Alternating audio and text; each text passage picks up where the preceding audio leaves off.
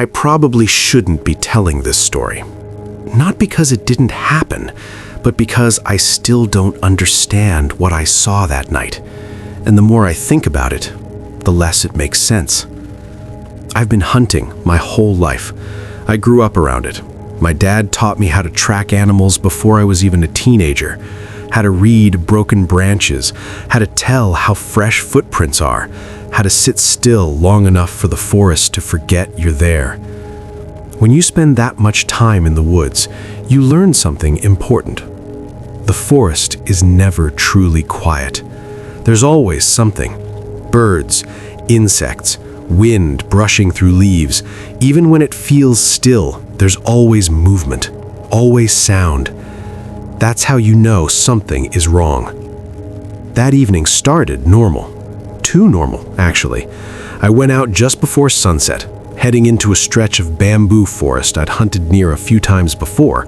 Not deep in it, just along the edges, enough to know the layout, but not enough to memorize it.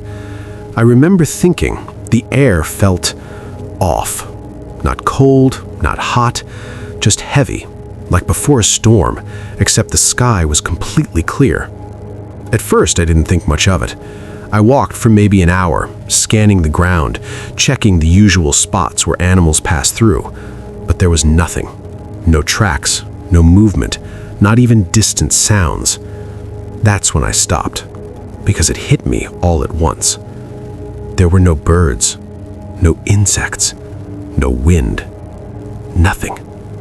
I've been in quiet forests before, but this was different. This felt like something had pressed mute on the entire world. I should have turned back right there. Instead, I kept going. I told myself it was just one of those days. Maybe the animals had moved further in. Maybe I just needed to go deeper. So I did. The bamboo got thicker the further I went, taller, closer together. It started blocking out what little light was left from the sky.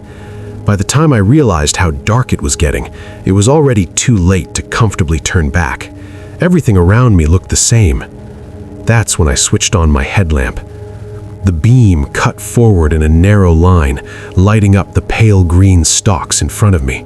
The shadows behind them stretched and twisted in ways that didn't feel natural. I kept walking, slower now, more careful.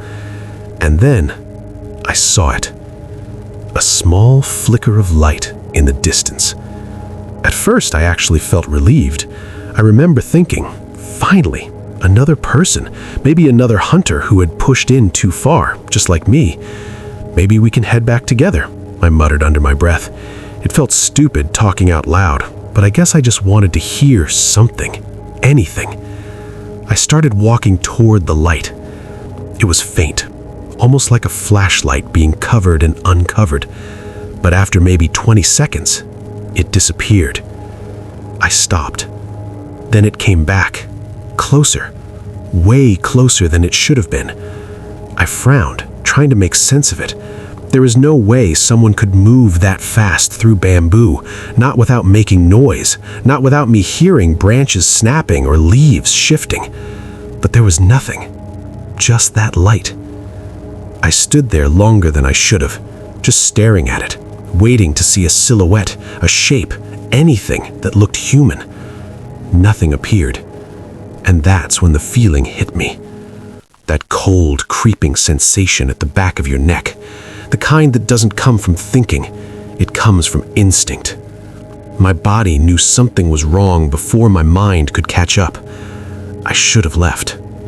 Instead, I stepped closer. I don't know why. Maybe curiosity, maybe denial. Maybe I just didn't want to believe something was off. One step, then another. The light didn't move this time. It just stayed there, waiting. The closer I got, the worse that feeling became. My skin started to prickle. My hands felt numb around my rifle. My mouth went dry. I remember swallowing, trying to steady my breathing. And then I noticed something else. The ground. There were no footprints. If someone had been standing there, even for a few seconds, there should have been some kind of disturbance. But the dirt was perfectly still. That's when I stopped walking. The light was only a few steps away now, bright enough that it should have been lighting up whoever was holding it. But it wasn't. It was just there, floating. I didn't want to believe that, so I did the only thing I could think of. I reached up and clicked my headlamp to full brightness. The beam flooded forward, and that's when everything broke. Because something was already standing right in front of me. I didn't see it approach. I didn't hear it move. It was just there, inches from my face. I can't fully describe it, not clearly. It had the shape of a person, the height, the outline, but the details didn't stay still. It's like my eyes couldn't focus on it properly, like looking at something through heat waves. And the light wasn't in its hand. It was coming from somewhere inside it, soft, flickering, like it was breathing. I froze completely. I couldn't even feel my fingers anymore. My rifle slipped out of my hands and hit the ground with a sharp crack. That sound snapped something in me, and that's when it moved. Not a step, not a lunge. It just shifted. Closer, closer than it should have been possible. That's when I ran. I didn't think.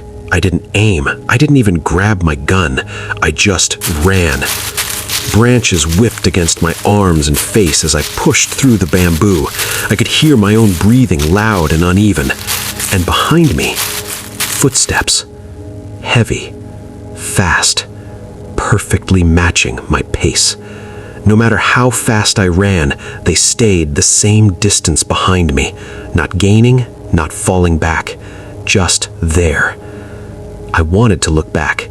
Every part of me wanted to, but something in my head kept screaming not to. So I didn't. I just kept running. I don't even remember finding my way out. I don't remember recognizing anything, but somehow I made it. I burst through my front door so hard it slammed against the wall. I locked it, then locked it again. I stood there, shaking, trying to listen. Nothing followed me inside. No footsteps, no sound, just silence.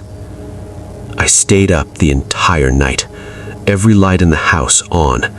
I didn't sleep. I didn't even sit down. I just kept thinking about what I saw, trying to make it make sense. It never did. The next morning, I thought about going back for my rifle. It wasn't cheap, and it had been with me for years. But the moment I pictured that place again, I knew I couldn't do it. So I left it there, and I've never gone back. But here's the part that bothers me the most. Sometimes, late at night, when everything is quiet, I'll see it again. Not clearly, just a faint flicker of light.